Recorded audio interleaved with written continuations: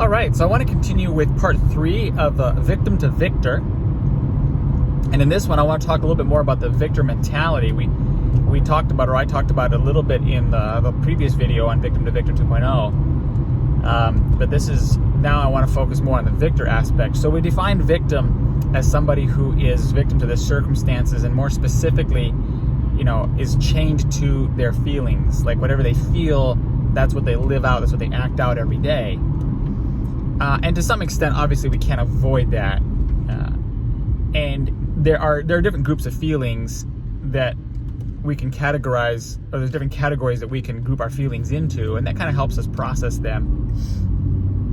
And I know this gets a little bit, gets like a little bit abstract and a little intellectual, but I think it's a part of healthy emotional intelligence to start to become aware of our feelings on some level and recognize the ones that we don't have to let control us, and the ones that we want to encourage and foster.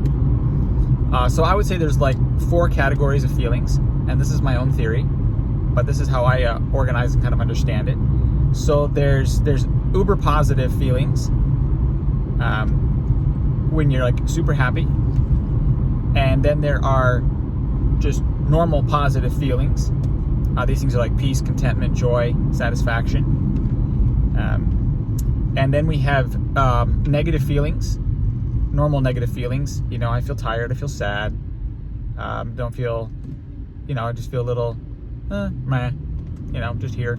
And then there are uber negative feelings, such as really, depression, discouragement, anger, self-hate, so on and so forth. We can make a long list on that one. So there are two types of feelings that are just normal experiences of life that we're all going to go through, and those are your positives and your negatives. So on a daily basis, and those are not necessarily, they're not self-canceling feelings. So on a daily basis, we should feel, generally we should feel content, we should have peace, we should have joy, and a feeling of wholeness. And in that experience, we're going to hear things that are going to make us sad. We're going to hear things that are disappoint us. We're going to experience things that, we're going to be tired sometimes. We're not going to be as enthusiastic at times. So there's the general feelings of more, shall we say, more negative feelings. And those kinds of feelings don't have to cancel each other out. You can be sad and still be content. You can be at peace, but still be disappointed, because it's normal.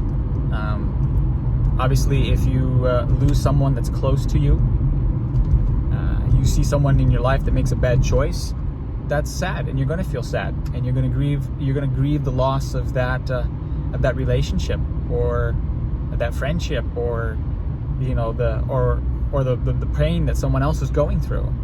But in that, you can still also at the same time experience peace and joy and contentment.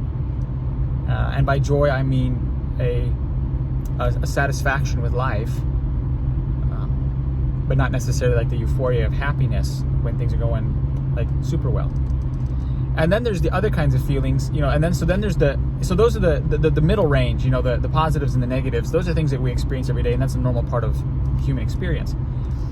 But then on the other hand, you have the uber positives. Those are fun. Those are fun, but we don't make major life decisions on those. There are times when you're going to feel you're euphoric or super excited about, or super pumped, as some people say, about something. You hear some good news. You start a new job, you get a new relationship, something goes, really well in your life. You get some encouragement. You do a job really well, and you go away feeling really super great about it. And those are wonderful, and you enjoy them while they're there in your life. But like I say, they're not the kind of thing where you don't live for euphoria, because it's just not, life is not always euphoric. And if you live for those highs, then you're always going to be crashing on the lows. So you just enjoy them while they come, but you learn to pace yourself, so that those don't become the driving desire and focus of your life. And then there is the uber negative, And those are the ones that we want to avoid. Those are the ones that we have to diligently fight against on a regular basis.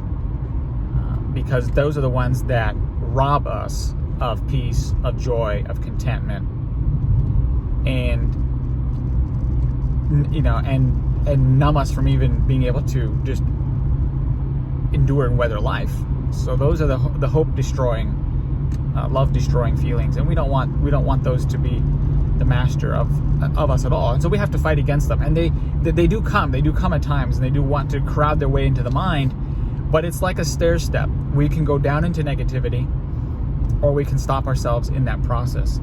And unfortunately for a lot of people, they kind of get stuck in a cycle of oscillating between the upper highs and the lower lows. And that's very wearing. It can wear out a person very quickly. And this is where we have a lot of the mental health issues going on in the world today. And there's so many things that can drive that lifestyle as a big part of driving those swings that people go through, and there's different components to that. And so that's again, those people can experience positive emotional health, and it just takes a little time and consistent diligent effort, again considering the whole person and working on all the aspects, physical, mental, and spiritual and emotional improvement. So as we talk about being a victor, what we're talking about is we want to be aware of our emotions. We want to be aware of the emotions that we want to enhance and build and focus on, and recognizing that those are choices. So contentment is a choice. It's not based on what I have, it's based on my decision to be at peace with what I have. Joy is a choice. Peace is a choice. And you say, well, how do you choose when I don't feel like choosing? How do I choose peace? Well, this is the incredible power of the human mind. Is your phone may ring and you may get a news of something that really angers you and wants to rob you of your peace. And so that you're confronted with this peace robbing moment. And you're going to have to process those feelings. But the difference is a victor gets washed over by those feelings. It's like a wave hit them, and they're rolling around. They're rolling around in the backwash, down at the bottom of the wave. They can't get their head above water, and they're just absorbed by it. Whereas a victor says, he gets hit by it and says, okay, you know what? I'm feeling this, but let me see, how do I really want to respond to this? So we stop ourselves. We don't maybe say some of the things we want to say. We recognize our brain starting to think things that I shouldn't be thinking that, and so we stop. And we're not trying to ignore it and crush and suppress the feeling, but we're recognizing this is an emotion, a reaction to an experience, and I'm gonna ride this one through. I'm gonna give it some time because I don't want this to control me. And as you do that with practice, you get better and better at that, being able to handle and process those experiences and still respond in a healthy way. And that's what's really exciting, is that when you start to respond in a healthy way to negative feelings,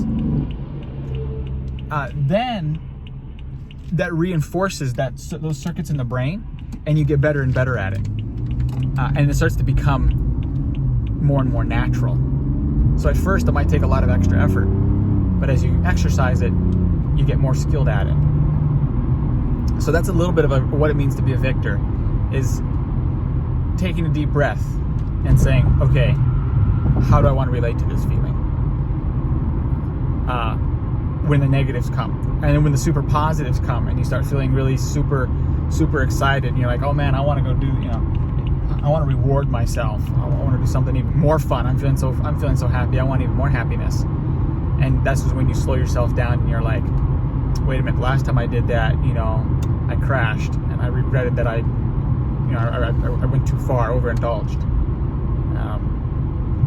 And so it's developing a little governor in the mind that helps us to pace ourselves and not let our life dictate, our experiences and our feelings dictate what we do, but we dictate them. So it's a fun journey. I encourage all of you to get on that journey.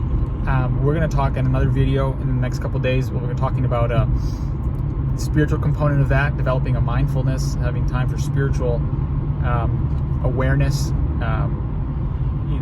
developing a devotional life. And that's really important, of developing a spiritual connection in our own development growth process, in being able to manage our own emotions. So it's a great, like I say, it's a great journey to be on, and I wish you all the best, and we will see you next time.